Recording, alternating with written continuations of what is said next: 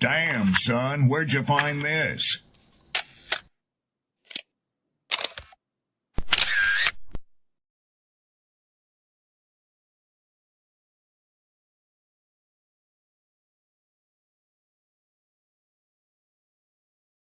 People don't be offended by the truth.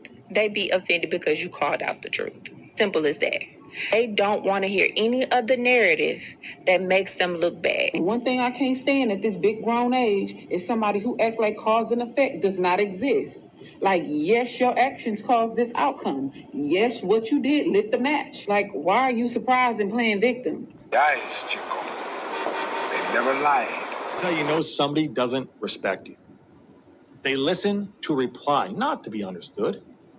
They cut you off. They minimize what actually matters to you. They laugh at your boundaries, and then they call you sensitive when you try to hold the line. They show up late. They cancel last minute. Forget the things you've told them because in their world, your time, your energy, even your voice aren't a priority. They're just an option. You see, there are two kinds of people. Those who adjust when they realize they've actually hurt you, and those who expect you to adjust so they don't have to change. You don't need to be disrespected loudly to be disrespected deeply. Sometimes you'll see it. It's just in their tone, in their patterns, in the silence after you're known. Respect isn't what they say when they're watching. It's how they act when they think you'll tolerate it.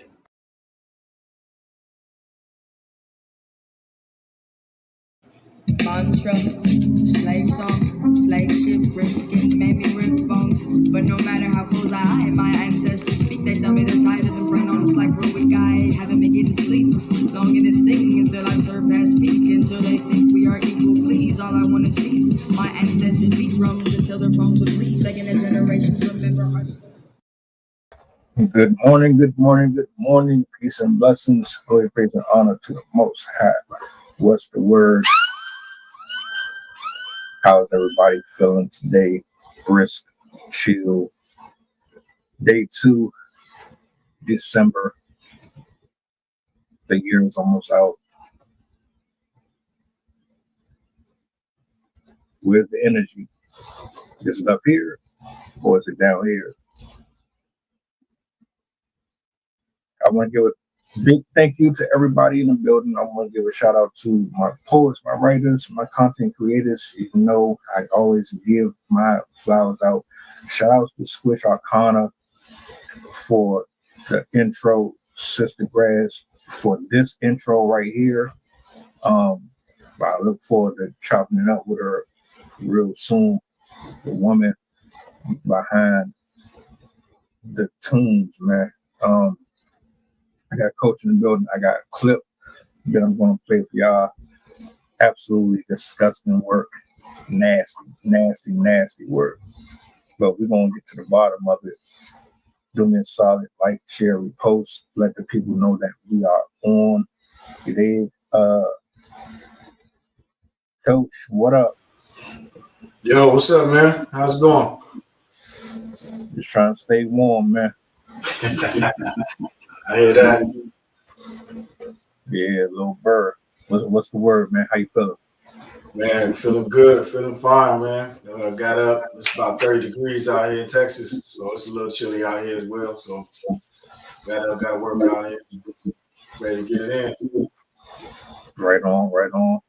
Look, I'm gonna bring this up on the big screen, man. We're gonna chop it up real quick.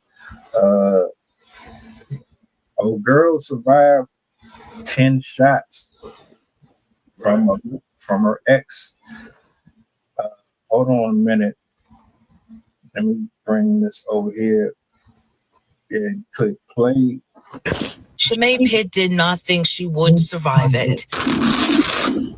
Right here, I have a bullet wound. She says on November 2nd, in a fit of rage, her ex-boyfriend Joshua Woodrow shot her 10 times. I see the inside of me on the outside. Pitt tells me she agreed to meet with her ex to talk. She says that conversation turned violent and there was a struggle inside of her car. He steps back. he steps forward and he starts shooting me. My ears are ringing, but I come into realization that he's shooting at me. Pitt says Woodruff then drove her from Snapfinger Road in DeKalb County to Douglasville. At one point, she says she heard Woodruff make 2 phone calls. Basically asked them what to do with my body.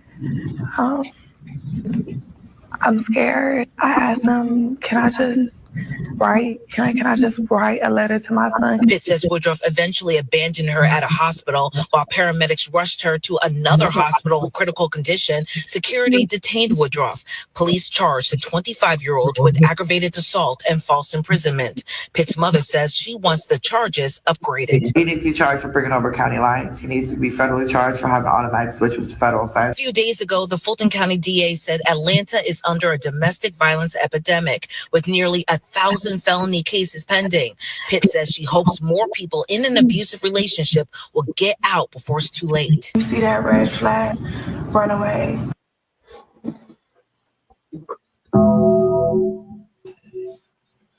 Domestic violence, domestic abuse, whichever term you want to use for it. Men beating on women. Women in relationships that are no good for them.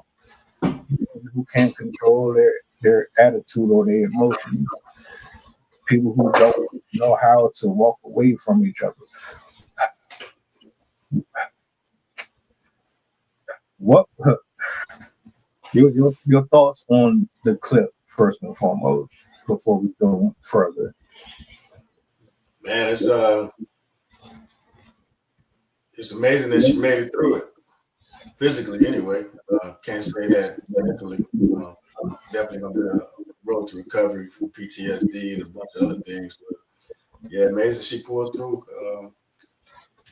That's definitely an inspirational story to tell. Yeah, God definitely was on her side that day.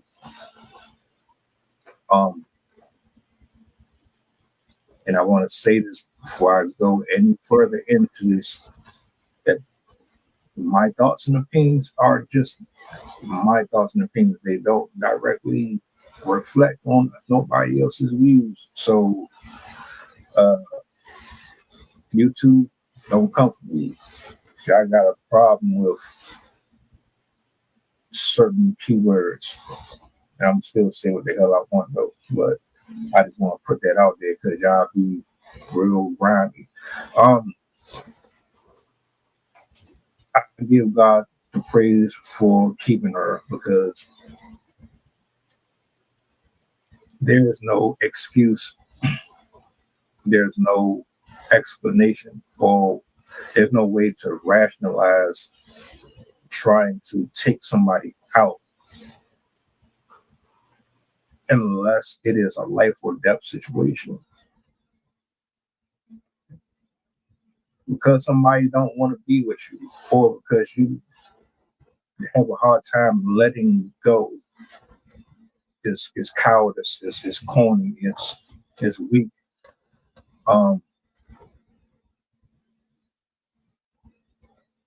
The fact that they ain't even giving this man attempted murder is crazy to me. How the hell do you shoot somebody 10 times and then drive around with them because your intentions originally were to discard and dump her off like she was trash? You telling me I don't understand the justice system in this particular case. I don't know how that's going to go moving forward. That's disgusting to me. His lack of maturity is disgusting to me. I'm ashamed to see the complexion on the screen is a reflection of minds. Those are just my initial thoughts, man. Absolutely unacceptable. Yeah, so it seems like it's like they mentioned, it's on the rise out there in Atlanta. I mean, it's unfortunate, especially after we just had a conversation last night about preventive maintenance and being able to identify, in situations before it escalated and how to get away from that situation before it gets that far. So yeah, definitely, I take stock and think about it and pause and just, and just what is it that people are, why would you, you can't ask why somebody would stay in that situation, but at some point you have to ask, what was your objective? I mean, what did you see? Or did you value somebody else versus you valuing yourself, I would say? Did you stay in that situation because you thought it would be better for somebody else and not thinking about yourself first? So that's what would come to mind is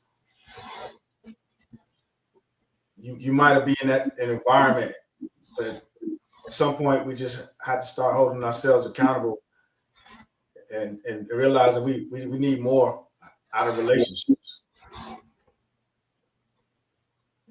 Yeah. The growth and the statistics, because I believe it was Kieran yesterday who brought it up. But what she didn't mention is that lesbian relationships are far worse. And I'm trying to cover both in one. When you ain't equally yoked with the other person, this is what happens. Your upbringing is a huge factor. Your self-esteem or lack thereof is a factor. Do you love yourself enough to choose you over the other person, over the temptations, over the desires, over your wants and needs? Do you know how to prioritize what's important versus what is just temporal? This is an ongoing problem all across America. I'm not here to ask why, because a lot of what I've observed is most of the folks that are attracted to these type of people are attracted to that familiar spirit, whatever that is. I'll give you an example. Some women are not necessarily attracted to your jaw structure or your height. You might not even be their number one choice, but you have the gift of gab. You just got a smooth mouthpiece. You know how to talk their drawers off. Some people, they get a lot of women, or they're attracted to a lot of women. So you're constantly leaning towards that, but you're attracted to shallow pieces of a person, and you're not really digging deep enough to discover what else is beneath the surface. Are they protectors? Do they know how to grow with me? Are they somebody that I can follow? Is this someone that my children can look up to as a role model? Are they in and out of the streets? Are they contributing to the community in a positive way? Or are they problematic? Are they constantly in trouble? Do they have a horrible attitude? Are they impatient? Like there's things that we be dismissing because of, oh, they look good.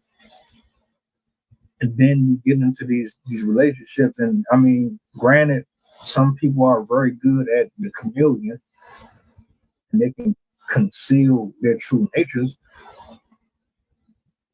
But I don't know if I really believe that a person doesn't see certain red flags. As much as they say, "Oh, I didn't know. I didn't know." They came off so sweet. Well, that might be true, and I'm gonna use might, but I put it this way: try the spirit by the spirit.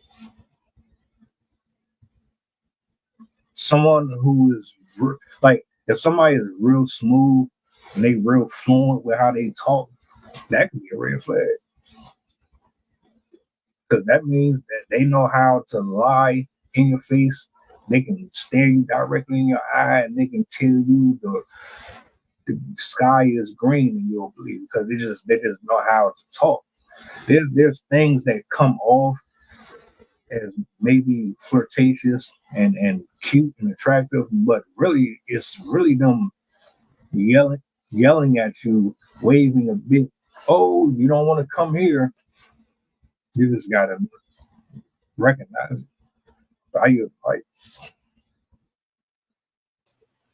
Yeah, I mean, all of that stuff, like you just said, you know, people with bad intentions or good intentions or whatever their objective is, they use what they use to get what they want. It's 100% true. But it just needs to be, first, maybe some educated platforms that can maybe be more relatable as far as to helping folks out and educating them on just being good individuals and good people. Not necessarily looking at for red flags, but just identifying positive behaviors. Like you mentioned, getting over on people and maybe teaching them what good morals and values are. You know what I mean? How to have standards, how to identify if the things that you want, they are obtainable without using somebody else or maybe sacrificing yourself to leverage, putting yourself in a bad situation to get something that you want.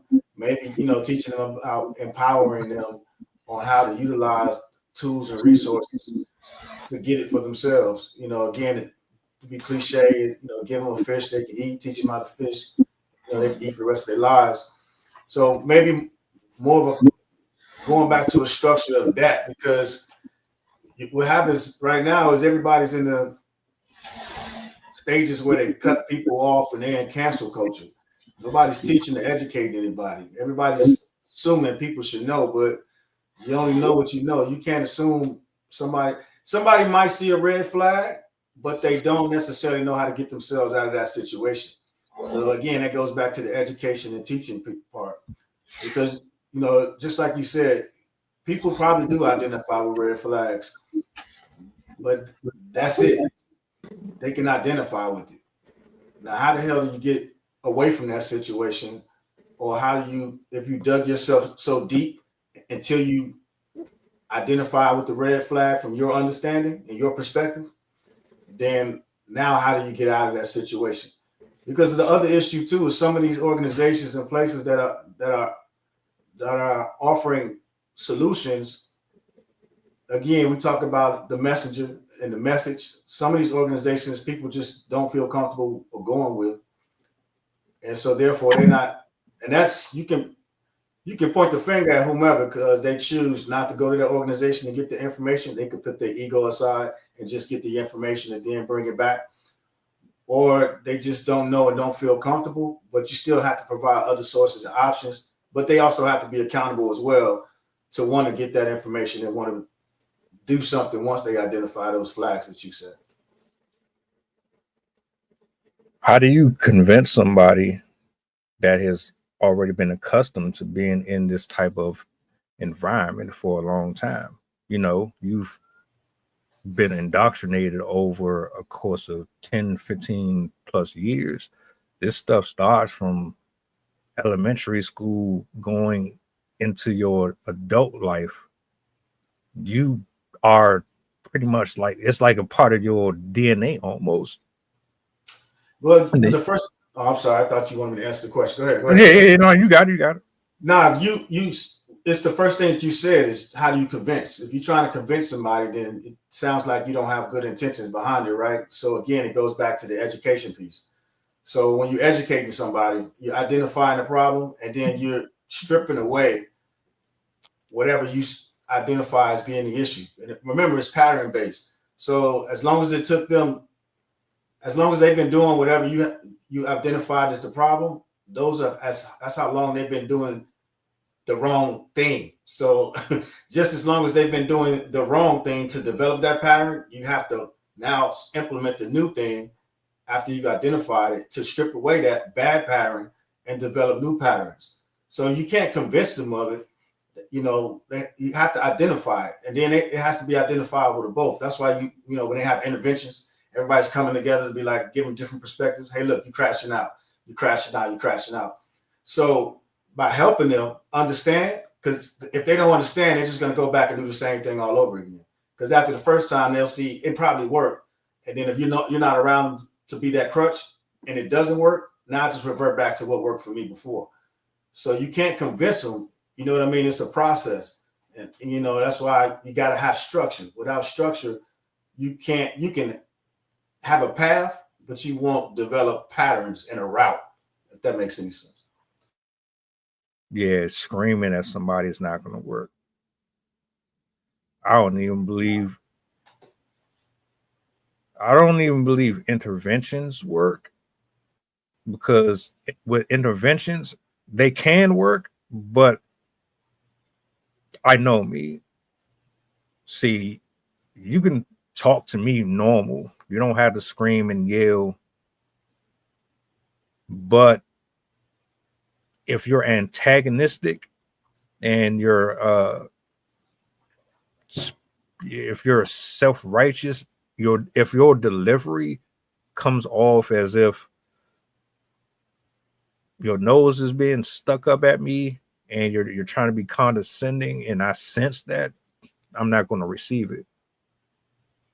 Yeah, but you're making a conscious decision not to receive it. It's not that you can't receive it. You're making a decision. You already have your defense mechanism of, as soon as somebody says something I don't like, I'm cutting their ass off. So you're not willing to receive it because you already got your guards up saying, if these check marks happen, I'm not fucking with it. So if you're already putting up your defense mechanism, it's like being in a fight. You already got your guards up. So if you're saying that, then you're already not willing to receive it. So let me ask you this then. So if I spend an hour on a live stream and I'm screaming and I'm yelling and I'm saying, you bit this and you bit that, right? Is that still okay? Because for who? I mean, for whoever the message is for. Some people might resonate with it, and some people won't. That's why you got to have a variety.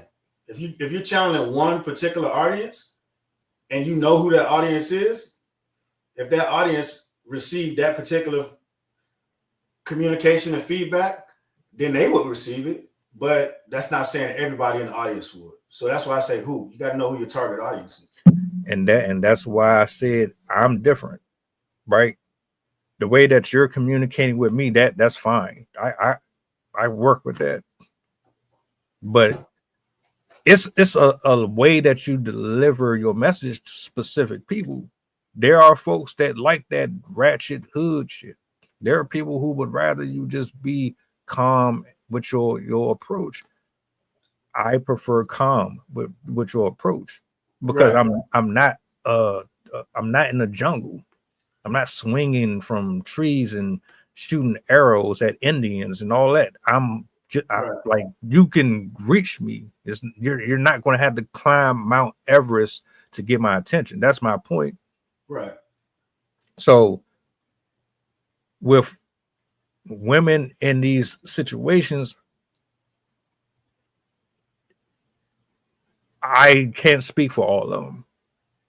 I know two that I can say from a personal experience that I've tried both approaches and I was met with contempt. And I had the best intentions in general. I'm watching you literally go through hell. I'm trying to help you out, but your response to me is, you don't know what the fuck you talking about. You just jealous. You because you like me and because you want to, and you just don't want to see me happy.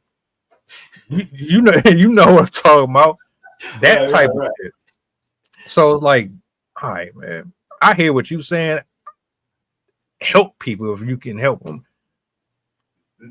That's the problem, man. Like, listen, I'm gonna keep it. I'm gonna keep it honest with you. So if you can have best intentions on wanting to help somebody, but that don't mean you're going about doing it the right way. You're going about doing it the way that works for you. Because again, there's a reason why when you're communicating with somebody, like you just said, that the resistance is there. Like you said, if somebody's talking to me aggressively, uberly screaming and going above the top, you're already shutting down. You don't want to hear it. The same, and this is why the personalities, knowing to understand the personalities, right, comes into play. Because as you understand, the first thing is somebody has to understand how they actually like to be communicated with. Because you got so many people that watch social media and these television shows, and what happens is they think that's the way they're supposed to communicate with people. And they might not even like to communicate with people that way, but they see that, like you said, by yelling and doing what's considered to be ratchet or whatever the case may be, may quote unquote work with some people, and they may think that's the personality that they're supposed to adapt versus just realizing just being who they actually are themselves. So that's what I'm saying. If whenever you're trying to, and it's hard to communicate with people, man, it really is. And that's why you got to understand, well, they have to understand what they actually like and what works best for them. And then when they understand that, you got to figure out a way to, one, meet them in the middle, because now you're probably compromising the way you typically would communicate in trying to communicate with that person, and that everybody comprehends and is able to receive and send that information back and forth. So it's a conscious effort on both sides to be able to understand that, because like you said, somebody can throw out some flashy words, use fancy jargon or whatever the case may be, and people be like, oh, they so smart. And they ain't doing shit but selling you something out of a magazine or, a used car salesman, selling you an apple, telling you it's an orange, whatever the case may be. It doesn't mean anything. If you can use whatever fancy words you want to. People go to seminars all the time because people speak well on stage and they sound good. And then they'll go home and be like, man, I just paid $100 for this seminar, and none of the shit he said works for me. I'm not being successful at it. Well, you're not being successful because it's not applicable to you. You know what I mean? So again, it's about understanding the communication styles. What kind of hell is a person going through being used to or accustomed to a lifestyle where they think this type of abuse, mental abuse, emotional abuse, and physical abuse is normal? How do you walk around with that type of conditioning and don't feel weird or it doesn't have some type of stress or strain on you? So your brain, man, is it can easily be rewired. That's why I keep saying destroy and rebuild, right? So you may be thinking your sense of some of the things that you grew up, the ways you receive feedback from somebody, a parental figure, somebody who you might have been close with. You do something good, they give you praise. You do something good, they give you praise. You do something they don't necessarily agree with, then there's a reprimand for that, right? Same concept there's different ways to train dogs. Positive reinforcement or negative reinforcement. Shot collars or giving treats and pressing the click button every time they do something that trains them to hit the click. They know they're going to get a treat and they're happy, right? Same conversation. Because you're mentally training your brain for positive recognition and negative recognition. So it all depends on what the activity that you're doing. So if we're in a relationship and you were abused growing up, you naturally gravitate towards somebody, that authoritative figure that may reprimand you, because that's the type of love that you used to getting. So you gravitate towards somebody that does that. Versus you go to somebody who you may say gives you hugs, gives you kisses, smacks on the ass and tell you, hey, baby, I love you. And you may say, oh, he's soft. You know what I'm saying? He don't know how to treat a woman. He don't know how to get the real woman out of me, right? Because she, quote unquote, considers the real woman to be probably when she was getting physically negatively rewarded for something that she did versus positive affirmations and things like that. So you become to get rewarded with the negative things. So you think those negative things are positives. Hence, people think going to jail, is being a real man. And then, now you got this big thing with everybody talking about snitching, not snitching. We talk about, when is it? You also go around and tell somebody, if you see something, say something. So now you send mixed messages. You see something, you say something, you don't snitch. Well, if you see a man beating a woman, or you see a woman beating a man, or you see another spouse beating another spouse, whether it's, woman on woman, man on man, whatever the case that may be, and you don't say something, but you witness it. So now you're conflicting yourself. At one place, you're talking about no snitching, real men don't do X, Y, and Z. You see now your morals are being challenged. You see somebody, putting hands on another person, maybe in your household, and you don't say something. So now you're accustomed to being in this type of environment, not saying anything, and you're embracing it. You know what I'm saying? Versus identifying, getting some authorities, and then because you will stop it right there, but versus allowing it to go further than what it actually has to. So now you're complicit in it, and you're growing up within that environment thinking those negatives are positives. Yeah, all that shit is fucked up, man. It's funny as hell though, because you said I'm like, hold on, did this man just say put a fucking put a electric collar on them? Like just put the collar on their ass and just shock the shit out of them every time they say some stupid shit. Like, what the fuck? Hey, man, it happens, man. You know what I'm saying? With dogs, with people, whatever the case may be, man, you see people do some weird things, but it's all the same, positive, negative reinforcements, as far as for what you get adapted and accustomed to. That's all. Learn behaviors. Yeah. The level of patience and love you gotta have for someone who's been damaged like that, I don't think people get enough respect for that. You shouldn't, because you're not a subject matter expert in that. You should refer to somebody who can actually help them, because you may be enabling them. And then if you're projecting the way you feel about certain things, they're never really going to get to the actual problem that they have and rebalance themselves. And then it's not good on you from putting yourself in that type of position as well, because now you're not taking care of yourself mentally. And then now you're taking on somebody else's traumas. They may be trauma dumping into you, and that's not healthy for you. Because remember, you got to make sure you take care of your mental health. And then what you should be doing, because there's no difference if somebody was physically hitting them, you don't take them home and put an ice pack on their face. Take them to the hospital, get it reported, make sure there's no internal bleeding.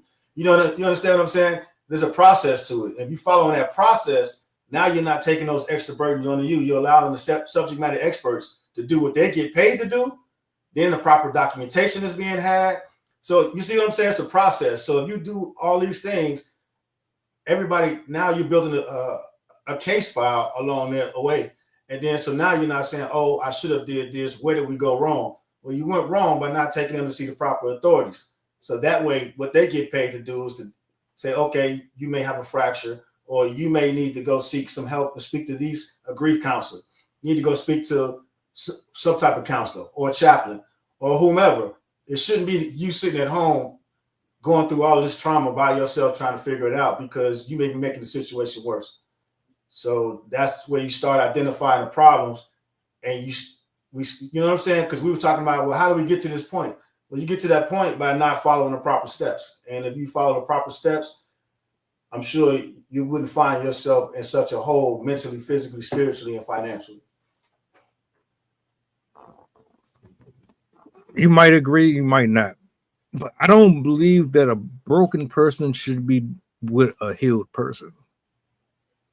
I don't think a person who is still trying to figure things out should be dealing with anybody who has already did the work. Because a person who has not done the work, they're going to come with baggage and responsibilities, and you're going to be expected to carry their weight along with them. They might try to dump it all on you. That's a no-no for me. I used to think that a person that went through it could actually bring someone out of it. But shout outs to 313 Collector. I used to believe that a person who has gone through it can bring someone out of it. And I do believe that to an extent, but I don't think as partners is a good idea. You could probably do it on a friendship type of level, or maybe if you're a counselor or you're someone who has those degrees in that area, I think that'll work. But as far as being a partner, I'm not really sure if that's a good idea. Do you think that a person can be in a relationship with someone who is still going through their own personal stuff? Is that something that you would advise? So everybody's different, right? I wouldn't advise it because the stress and the strain that it would put on the relationship, it might be irreparable. You might not be able to come back from it. But it also depends on the actual relationship. You know, has it been an open relationship as far as for communication? Have you shared? Do you have secrets from your childhood that you haven't shared? And if you have a lot of traumas that you haven't necessarily gotten over with, then you should definitely speak to somebody outside of the relationship, because it could be the other person in the relationship. You could be blaming them for your issues and your traumas, or you could be projecting. And then, how are you projecting onto someone who you think is the problem, and they're actually trying to help you solve the problem? So now you're going to always see them as the problem. So I would definitely suggest and advise to seek help outside, because, like you said, one person that may be still suffering through traumas, and the other person that has, seeked help and guidance and has found a way forward. That was the issues when I asked you the other day about, do you think opposites attract? Because sometimes that'll be what happened, because one will be pretending like they healed, and then that's why the opposites may attract, because that person's not necessarily being a true version of themselves, or identify that they have gone through that trauma and haven't healed. So definitely seek guidance outside of the relationship. My suggestion. What's the difference between someone that's broken versus someone who's healed? Because we never know everything. Well, I'll say this. Someone who is broken, they stay in a repetitive state, that revolving door. So all of those red flags, they will continue to look at them as if, oh, I can bypass them. Oh, they talk to me like I'm a child. They gaslight me. It's okay. It's not that big of a deal. You'll still allow someone to kind of brush you off or dismiss you. They won't take you serious. They won't honor or respect your thoughts. They won't make you a priority.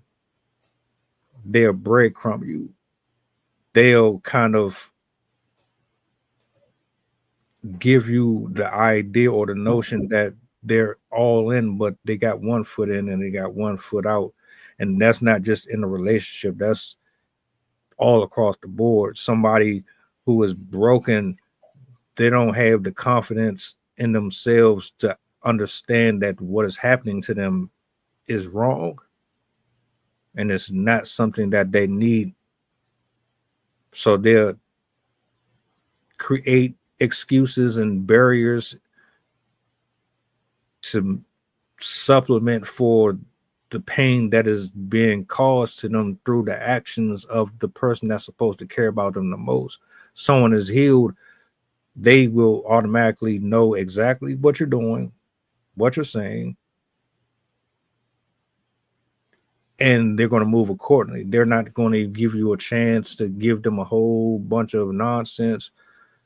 They're going to set all of them boundaries off the gate. They just move way different. They don't put up with the stuff that the broken person would. Just my 2 cents, though. No, yeah, well said, bro. So broken, typically unresolved traumas. They don't necessarily believe an example would be, why would I do it that way? It would never work. Why would I put my time and interests to that? Because it never pans out. And also some trace of emotional instability in relationships. Because that's what they'll typically say. You'll see some narcissists bounce from one relationship to the next without actually healing. And then a healed person, they'll adapt to coping mechanisms. If that makes any sense. Open-minded, willing to grow, because you're not necessarily holding on to something from a previous relationship. Because that's what you have to be careful for, is you can be hurt from a previous relationship, and that's what's something you're going to be on your guard with the next relationship. Because you shouldn't go into the next relationship like a game of spades. You're down 40. And now you're bidding your hand accordingly with the next relationship. The next relationship should be a clean slate, because the person that you meet, that's a friend. That's any relationship. A friend, somebody you meet at a networking event or something along those lines, they shouldn't be penalized for something you encountered with another person. And that's something we do a lot, because we'll say, oh, no, I went through that before. That ain't happening again. Now, that's not saying you can't go into a situation and just be weary, but you can't move a certain way that the person that you're engaging with, you're being extra careful, and you're not allowing certain things to naturally develop. And that's what happens when you try to grow. And when people get into new relationships, they pivot and move differently because they don't want to make the same mistakes that they made in the last one. So that's the difference between broke and healed.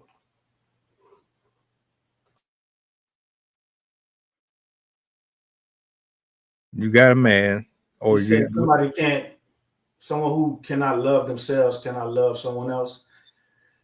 Well, I wouldn't say that's. I definitely understand what you're saying.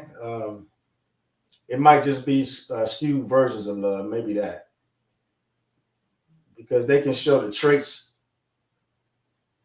of love, and it might be something mixed with lust. So yeah, definitely something you have to be on the lookout for. And then some people just pour more into others and don't pour into themselves. So that might not necessarily be true either. Some people, like Lil Wayne said, just don't know how to love. You know what I'm saying? So yeah, they don't know how to love themselves. A lot of us don't, because a lot of times that's what we were taught. And especially if you look at different nationalities, we keep saying what a man to do, what a man to do. Then in Hispanic culture, you'll see the women will do, the women to do, women to do. They won't necessarily take care of themselves. Like men, we say we got to be the breadwinners. We say we got to do all these things, but you never hear us say, hey, we need to love ourselves more, right? So that's not necessarily that we don't love ourselves. That might be how we condition to show that we love ourselves, by how much we pour into the household or responsibilities and things of that nature. But that also might mean that we aren't loving ourselves as much as we should, because that could be the same instance of what you're saying. Real quick, while I'm giving my thought, drop like a random posting the private part of the what's the name. It's something I want to do real quick.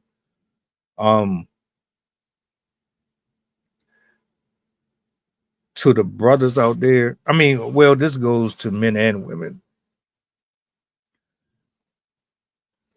If you have to put your hands on another human being because you are not getting out of this relationship what you desire, that might be a sign that you need to reevaluate what you are doing there. I'm not even being funny because I already understand what the pain probably feels like, what the embarrassment feels like. You got to get a grip of yourself. Nobody is worth losing your life over, your freedom over.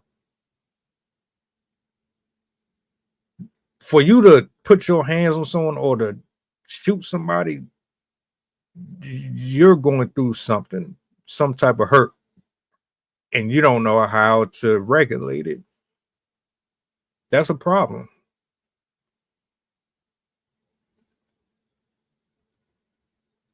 Yeah, it sucks. Yeah, it doesn't always go the way that we want it to. But you got to let people go out here and do what the hell they want. If they don't want to be, you can't make somebody want to be there. If they want to be there, they're going to put the effort in to be there. Forcing people to stay is just doing you a disservice. That's embarrassing.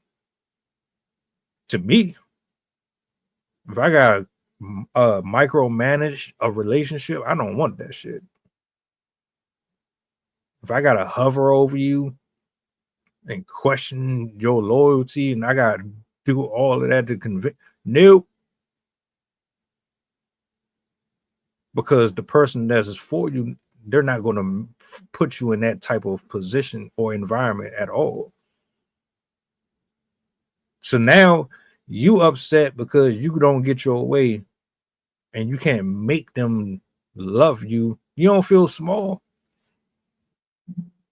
You don't feel some type of way about the fact that you gotta literally keep sweat your way into some box, or you gotta be TLC and try to get this person to hug you and kiss you and smile at you and show you respect and just nah, I'm not doing all that. A person who really rock with you, they're gonna make sure that you know it at all times, and you don't have to do a whole bunch of extra stuff for it. Period.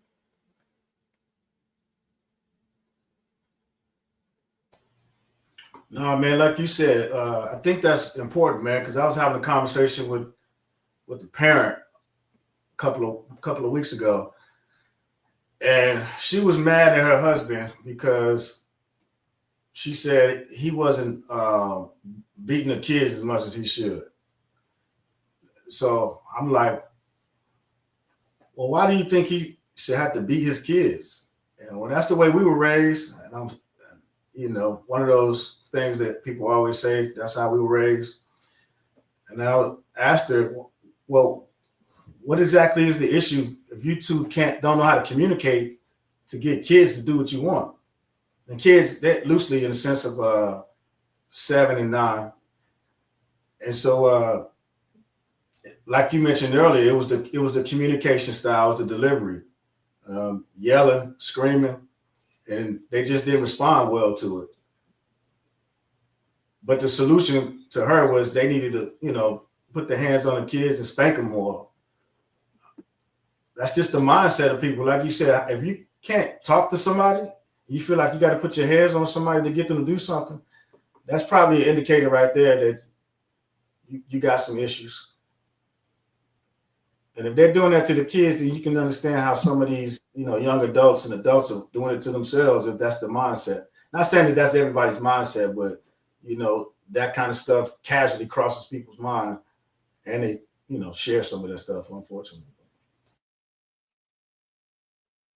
Just so y'all know, the QR up there at the top, that is Coach.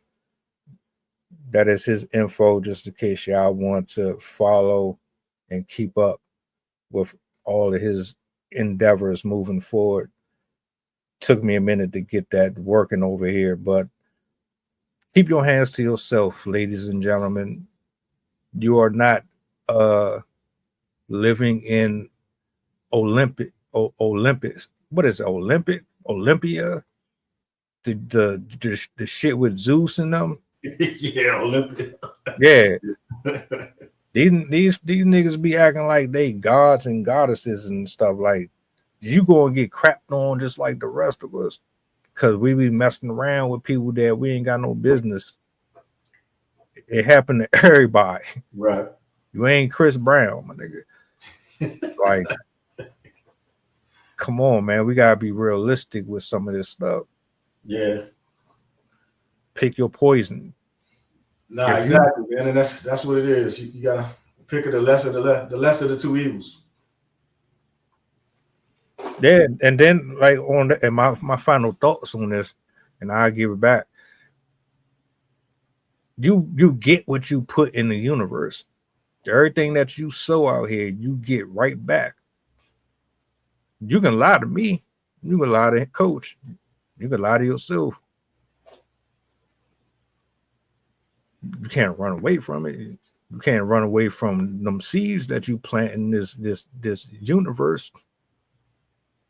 Because if you treat people a certain way, what do you think is going to happen to your heart? What do you think is going to happen to your thoughts, your spirit, the way that you function, the way that you think, how your attitude is? All that stuff. There's a unison to all of it. All of it. Without the action, there is no reaction. So if you jump out there and you want to pretend to be a swinger, guess what? There's a future waiting for you. You might not see it yet, but you're the painter creating the art that will once have a face to it. Eventually, the canvas is always blank. You got the brush, and everything that you put on that canvas is your decisions and your choices. You create whatever work come from it. So when it's all said and done, you looking right at yourself. That's all I'm gonna say about that. If you want to add in, well said, bro. Well said.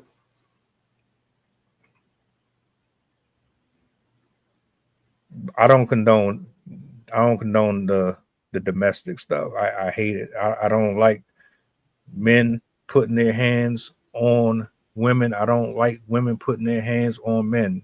We're too grown for that. We are. And then on top of that, you can't be mad at somebody. You can't be mad at somebody who don't want to be there. You can't be mad at somebody who is disgusted by something that you said. You can't be mad at somebody if they don't want to open their legs to you. You can't be mad at somebody who don't like your attitude. You can't be mad at somebody who doesn't sync with your personality. You can't be mad at somebody who don't view the world the way you do. Guess what? All of us are different. We are all created different. No, if everybody was the same, nobody would be living on the street. And it would probably be a boring ass world.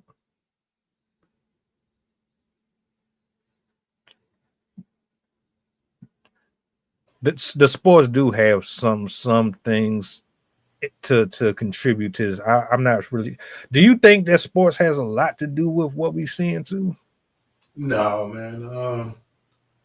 It's it's the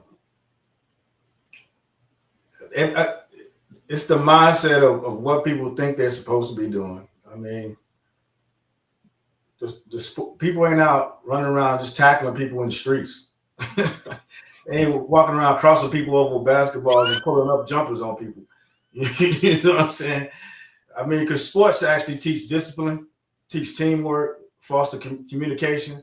And that's why, unfortunately, a lot of people put their kids into sports, man. It's because we don't do that enough in our own communities. You know, there's some pockets of it. Some people rely on Sunday school and churches, you know, to send their kids to learn, you know, communication skills or just to be a part of whatever group they're a part of. But for the most part of it, everybody put their kids in sports to learn how to foster some type of teamwork, because more than likely, especially in a single family home when it's one parent, teamwork, go learn something from some other people, some communication skills, and from who? The coach. You know what I'm saying? The authority figure that's there. So now, whether those things are actually happening or not, I can't say that I can't, you know, attest to it.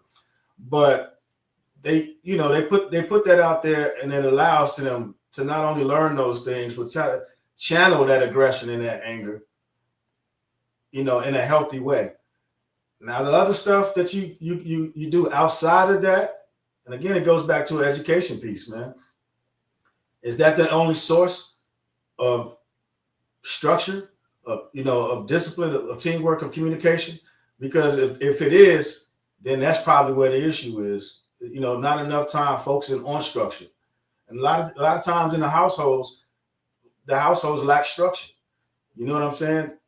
No, I'm not saying all. Again, just speaking in general, structure is what's lacked. So when you don't have structure and you don't have a way to channel that extra time that you have, that you're looking to be busy, to exert that energy, to learn or to do some different things, having a job, you know, having slap fights. Okay. People been slap boxing in the streets since the early 60s. Slap fights is something that just come along, just like bum fights came along. It's social media. It's another way of making money. It's another marketing tool. They also got pillowcase hacky sack races. You know what I'm saying? They got a bunch of other things that's out there.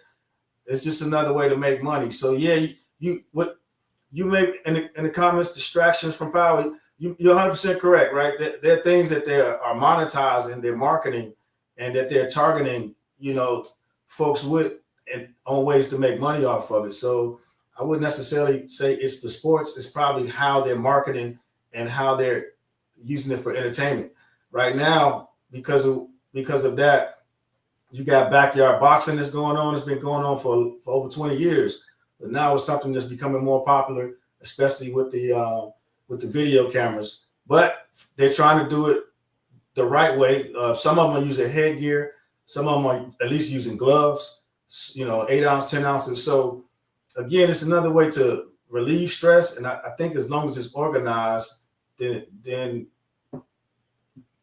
you can kind of see the value in it, I guess, because it's another way for people to use to generate income as well. So I won't, you know, just say it's strictly because of sports. Now, we were talking about mental health issues and stuff like that, then I would probably agree with you because of, you know, head injuries, you know, the frequency of how they're doing the sports, you know, like football, they added an extra week, you know, things like that. So if you were talking about, you know, maybe mental health issues and those type of things, that I would definitely understand. Yo, I used to watch bum fights. I feel bad that I used to watch that shit, but I was young. I was young as hell. Well, exactly. So the marketing worked. Yeah, like before all this, we used to get our weed and all our drinking and shit on Friday, and then like we'll have a bunch of dumb shit we will watch. That was one of them. It was that, and it was just, I don't know what type of shit they was into, but they used to watch the joints where folks would be executing people on camera. I can't remember what the name of it was. That shit was crazy, bro. I don't know how the hell I ever looked at that. What was the face of the death? Was it what? It was that. It was, yep. Okay. Yep. Crazy shit. but nah, they got they got pillow fighting as a sport now. Yeah, I couldn't think of it. I said hacky sack with a pillowcase, but yeah, Yeah, that's what I yeah. meant. Yeah, You're like, what the? That shit crazy, man. And the little slap joint you said too. yeah. Who paying? Like, who's paying? I know this is nothing. It ain't got nothing to do with this, but what the hell? Who's paying to see somebody just slap their head? Hey man, people will pay for anything, man. To see you inflict pain or just the addiction of gambling. I mean, just to be able to gamble and bet on something. So I mean, they just finding a way to monetize off of everything that's been happening out here. And then the last thing about the safer sports, you're absolutely right. You can use safer sports to instill discipline like karate, taekwondo, jiu-jitsu, and all those type of things. Where they teach safety mechanisms, how to tap out, so, and that's considered to be, violent sports, but they teach discipline and not necessarily the execution part of it. You know what I mean? Up until the point, tap out as, safety mechanisms is taught, but they might not necessarily generate a lot of money because, that's not what Americans want to see, but she's correct. I'm glad they brought that up though. That's just like specifically for folks that's dealing with situations where they scared to leave the person because they might be crazy and all that, and you got to protect yourself. You should probably take up classes and things of that nature too. Yeah, because it's really big in the community. I know in Atlanta because I got a few cousins out there. They really big into what's that shit we used to play as a kid? Kickball. You know what I'm saying? So there's people out there just doing different things. But, to touch on, like you said, the young lady, to bring it all back, it's definitely something that a lot of women are doing, as far as women empowerment, going out there, taking weapons safety courses, taking self-defense classes.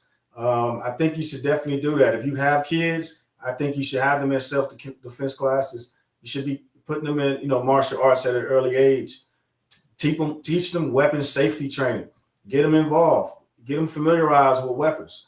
Get them familiarized with hand-to-hand, combat. There's nothing wrong with doing those things because now you're being proactive versus reactive. And it also builds confidence within, those young individuals.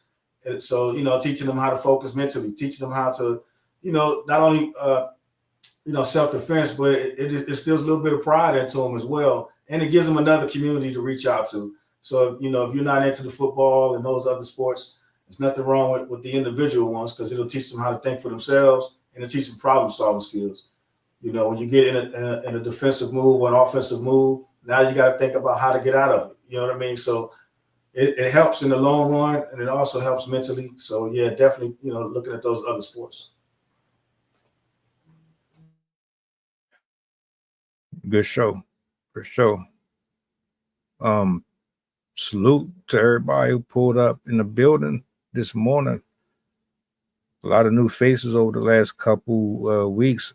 Appreciate it. Appreciate the feedback. As always, like without y'all, these discussions just kind of go into the void. I'm always hoping and praying that the message reaches the right person. It's not for everybody, but it's for somebody, I have a couple of answers for that. That last one? Yeah, because I've dropped a couple of posts on that. Okay. It's funny that they brought that up. I did one on the mark of the beast. I did one on it's not Europe, it's like somewhere. It's not Australia, but it's another spot they talking about right now. The UK? Yeah, you got to have the digital ID. Yeah. TSA just put out yesterday that they're charging $45 if you don't have it, the real ID on you when you're traveling. So they laying it out there. It's coming. Mm-hmm. About 12, 14 months. Yeah. How long before it reaches? It's in your iPhone. I'm an Android user, but it's in your iPhone right now. It's optional. I was an Android person all my life. I never wanted to do the iPhone stuff. You know, I wish I would have stayed with Android, but yeah, they making it optional, make it inconvenient, so that way you buy into it, just like Clear and all that other stuff in the airport. You're paying for it, you don't know it, but you slowly gravitating for it. You know how it is, man. It's just like being on the street, give you a taste of it, how you come back for more, make you wait in the airport for 12 hours, give you something to get you through a little faster, and then go on throw this chip in there. You know what time it is. like they did people at Target on Black Friday. They was mad as hell. I can't believe y'all fell for that bullshit. Banana in the tailpipe, bro. Yeah. Hey, but look, man, we about to get up out of here. We will be back later on this evening. If you around 7 p.m. Eastern, tap in with us. I'll actually put that on the agenda though, the whole digital ID thing, man. I always be talking about this type of stuff myself because I don't be knowing if folks really be into that conspiracy theory type shit. But hey, we can go there. We can definitely do that. You know what I'm saying? But yeah, we about to get up out of here, man. Anything you want to say to the people before we get out of here? Nah, man, great show, great topics. Great conversation in the chat room. Till tomorrow, let's get it, man. All right, y'all. Y'all be easy. See y'all later on. I'm going back in the laboratory. Y'all enjoy the rest of y'all day and appreciate y'all for coming through.